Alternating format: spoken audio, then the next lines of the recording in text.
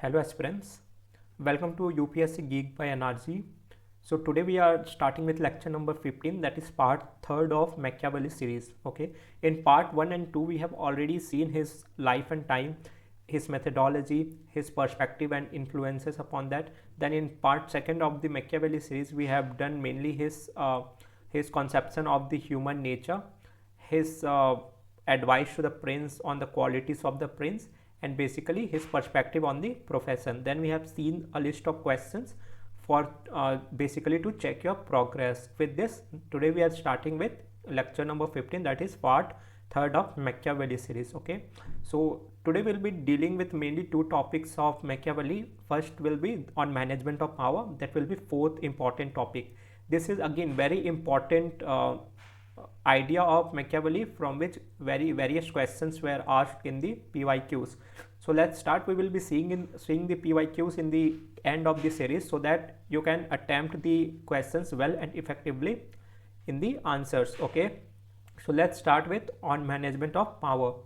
So what Machiavelli is basically advising to the prince is that it is better for prince to be feared than to be loved. Okay, so basically on management of power, the Machiavelli is advising to the prince that how the prince should manage the power once he get into the power, once he become the prince, how he should manage the power so as to retain the power for longer duration of time.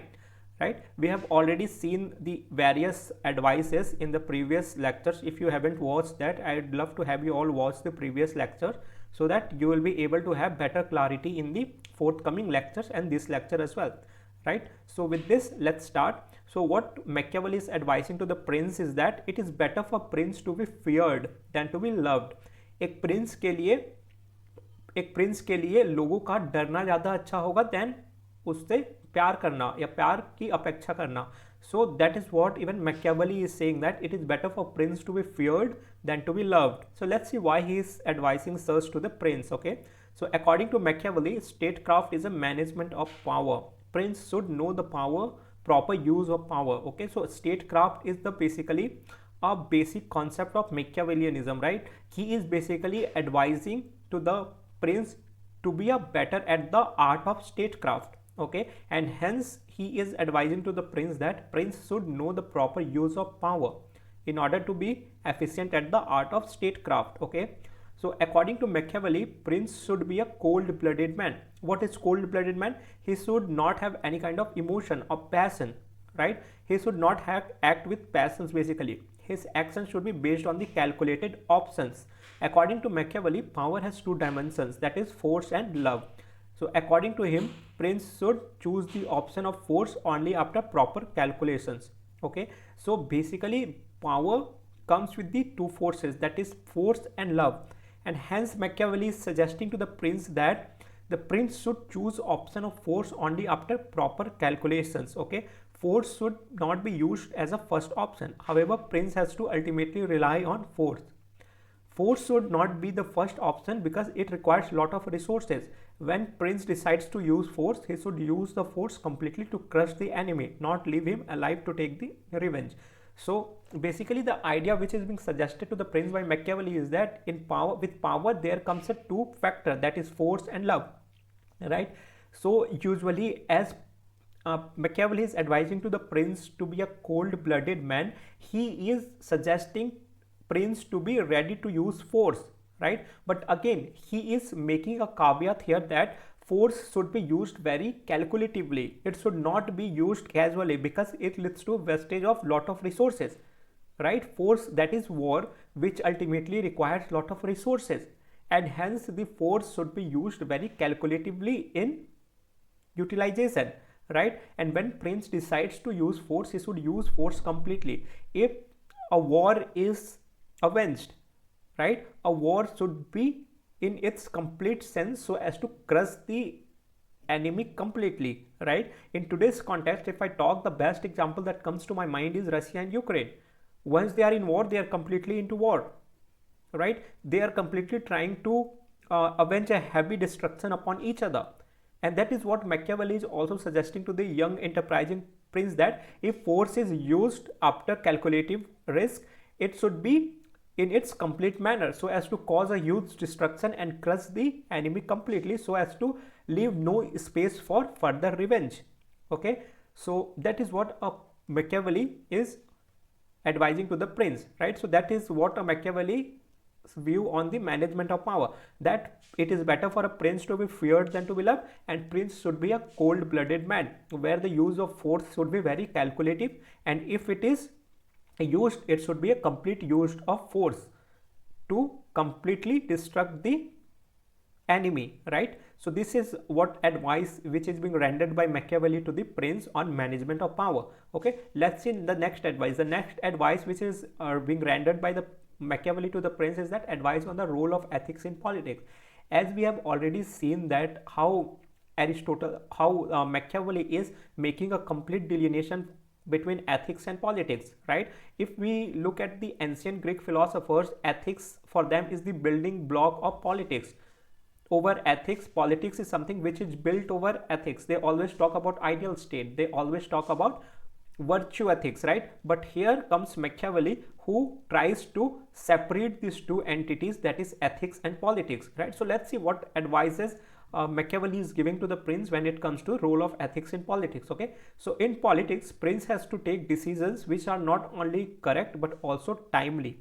First thing which is being suggested by Machiavelli to the prince is that the decision taking should be very efficient and very timely, very fast tracked. Okay, it should not only be correct but it should also be timely, because if you take right decision but the time is, let's say, delayed, or time has already passed, then there is no use of taking that right decision if it is not timely. That's why the first thing which is being advised to the prince is to take correct decision, but it should be timely. While taking decisions, he may face ethical dilemma. It is very natural that one may face ethical dilemma when taking any kind of decisions, right? So it may harm the national interest. Hence, it suggests that prince should not worry about ethics. Politics is not ethics. Political actions to be judged not by the standard of ethics or religion, but ethics of politics, right? Here, Machiavelli is trying to make a clear deviation from politics and ethics, right? He is saying that whenever ethical dilemma comes to prince, he should not think about the ethics of religion or ethics itself. He should always think about the ethics of politics, that is to safeguard the national interest, right? It should not think about the goodwill or the goodness of the means. He should always preserve his security, sovereignty and national interest, and hence he should not think from the point of view of ethics or religion. He should always take into the consideration the ethics of politics or politics per se, right? So this is what the advice on the role of ethics in politics is being given to the prince. Okay, action may be ethically wrong but politically correct. Very, very apt in today's international arena, right? Action may be ethically wrong but politically correct. The ethics of politics is ability of the prince to secure the national interest. So what is ethics of politics for Machiavelli? So ethics of politics for Machiavelli is to ability to secure the national interest, right?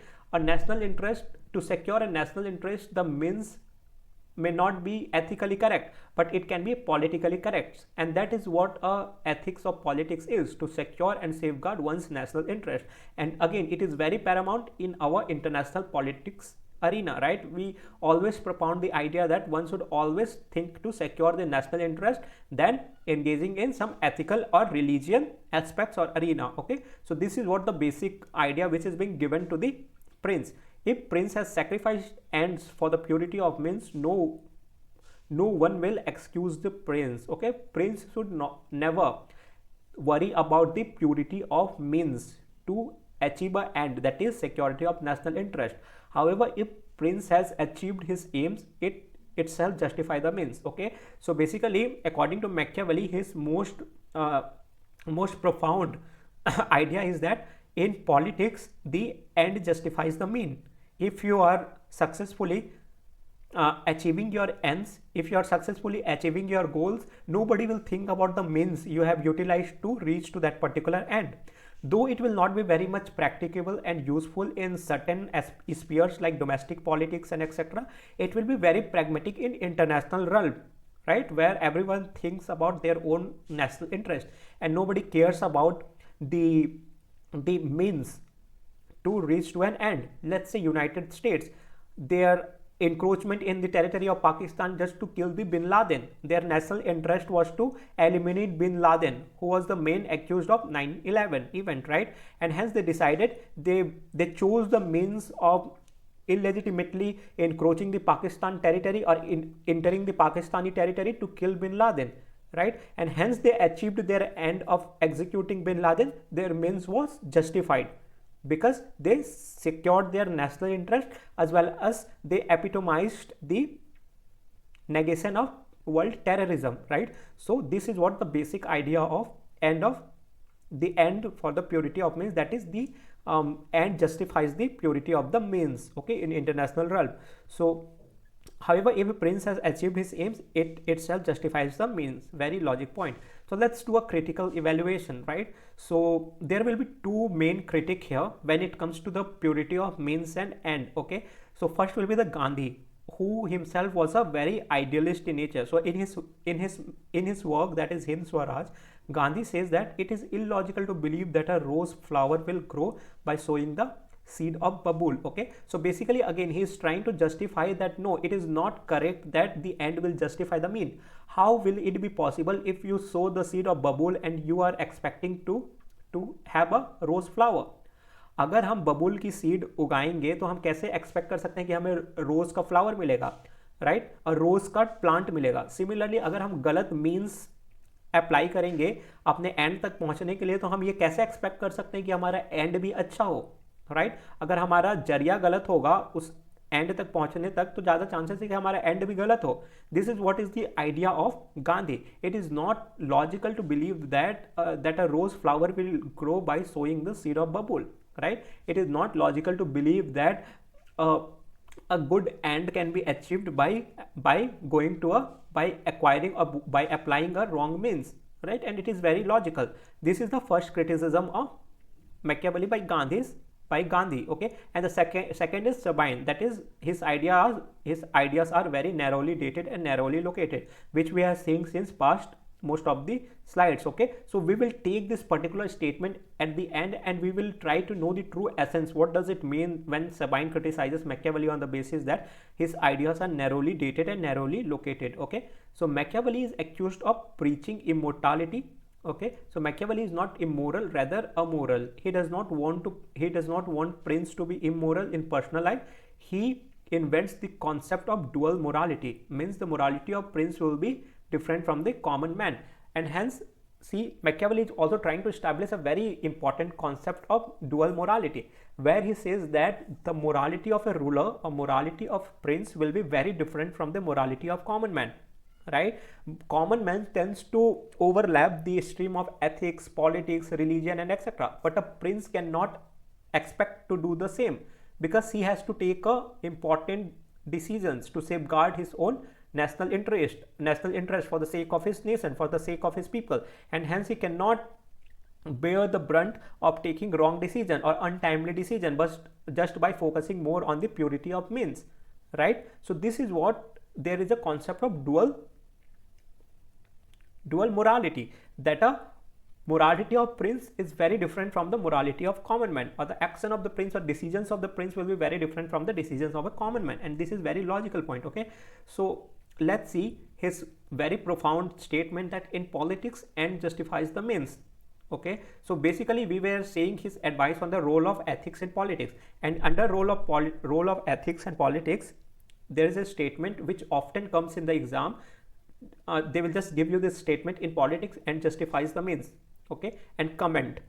So this type of questions are very much asked in the exam. So let's see this in its own sense, okay? What does it mean? So today the statement has become most defining element of Machiavellianism. Very correct, okay? So whenever I say the term Machiavellianism, it is basically denoting a negative connotation, that is cunningness, that is selfish and etc. It means we can acquire any means to achieve any end, okay? Because at the end the means justify the ends, okay? The end justify the means, okay? So in the history of Western political philosophy, no other thinker has been criticized as Machiavelli, okay? As we have seen, the ancient thinkers like Plato, Aristotle and etc., they have not been criticized on par with Machiavelli, because Machiavelli was very realist in approach. He most of the time he told truth, but he was criticized for telling the truth. Okay, so because the separation he makes between politics and ethics, right? So basically, once we, like, if we want to understand the basic idea behind this, is that Machiavelli was the first time he was trying to transition the element of ethics from politics to the realism. Okay, he was giving more realistic perspective of politics than the ethical perspective. Like his predecessors like Plato, Aristotle and etc. were more idealistic in nature. They were talking more about ethics. But here comes Machiavelli, who was the child of dark age. He was seeing the more realistic aspects of modern politics. Okay, and hence he was giving more practical or pragmatical idea of politics than the idealistic idea of politics, right? That's why he has been criticized immensely, because his ideas were very afresh in the political realm and people were never heard about this realistic aspects. And once something new comes, it will be getting resistance from the society until and unless there are philosophers who will come and propound the same idea, and it will get acceptance in the society. So this is what the case with Machiavelli was. Okay, so let's understand the explanation of the term that is in politics and justifies the mean. So in above statement he explains relationship between politics and ethics, right? So we have already discussed this. So he suggests the politics is independent of ethics, right? Why above advice? Why he is giving above advice to the prince? So according to Machiavelli, no goal is superior than the preservation and promotion of the national interest, right? Here the end means national interest for the prince. Here the Machiavelli's perspective is more diplomatic in nature, right? Where he's engaging with the other nation just to secure his own national interest, right? So here the end is national interest, and if national interest is achieved or secured at the end itself will justify the means. Okay, not even the religion of prince or his moral beliefs. Okay, so hence the national interest is the ultimate end here, not the religion or the moral beliefs of the prince. Okay, so the end in the statement that is in politics end justifies the mean is basically the national interest.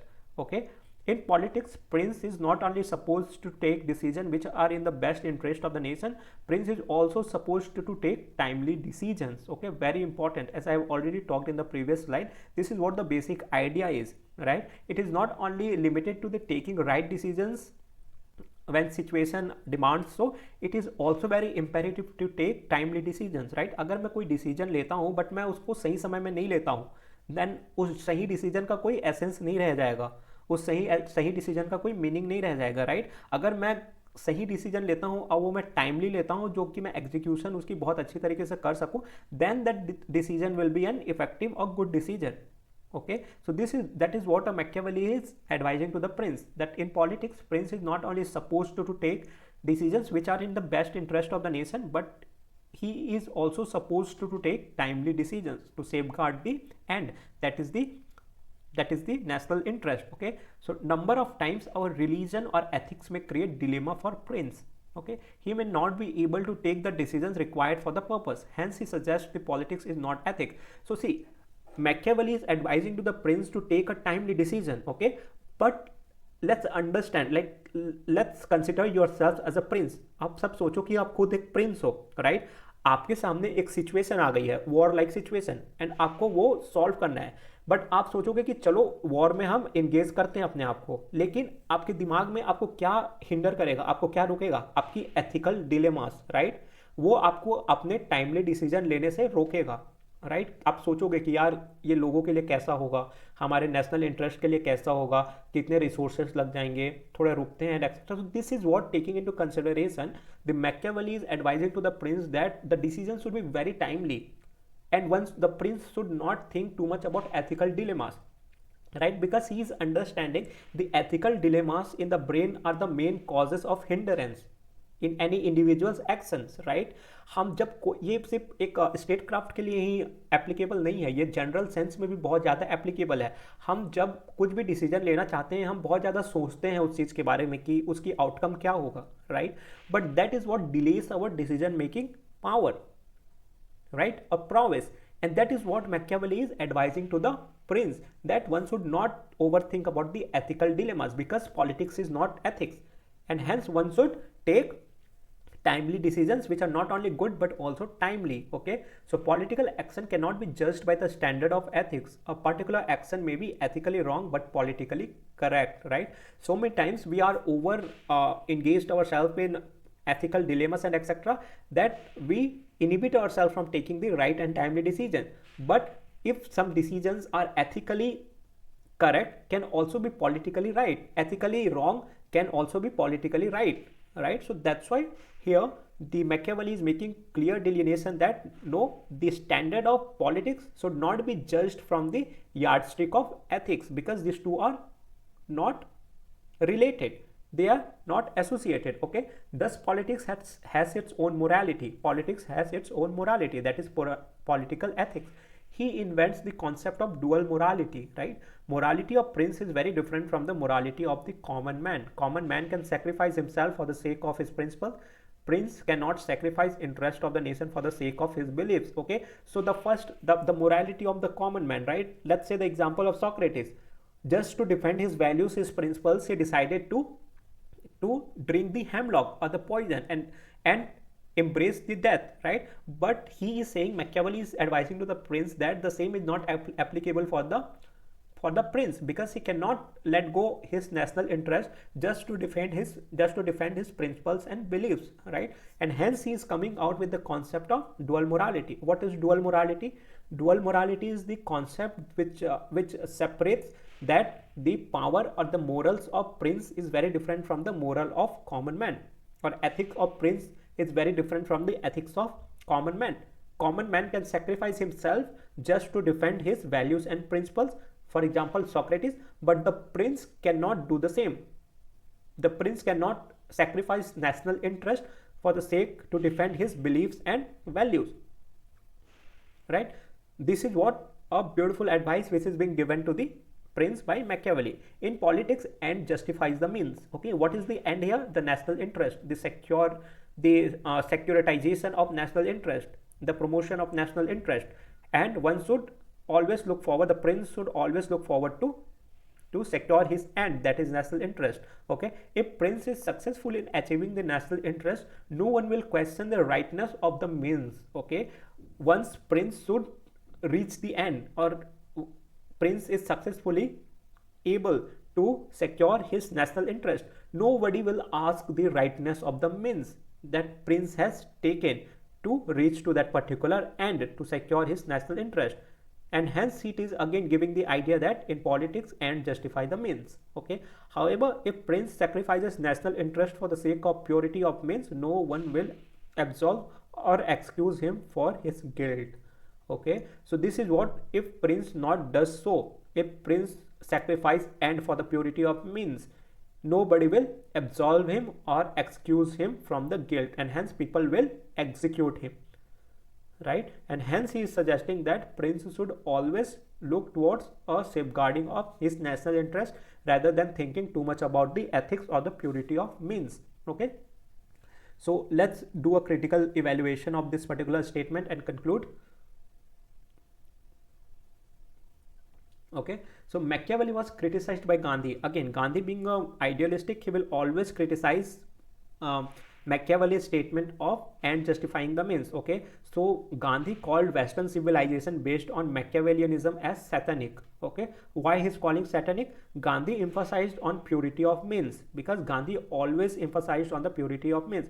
If you will read the Indian freedom movement, his means were always pure, like non-violence, satyagraha.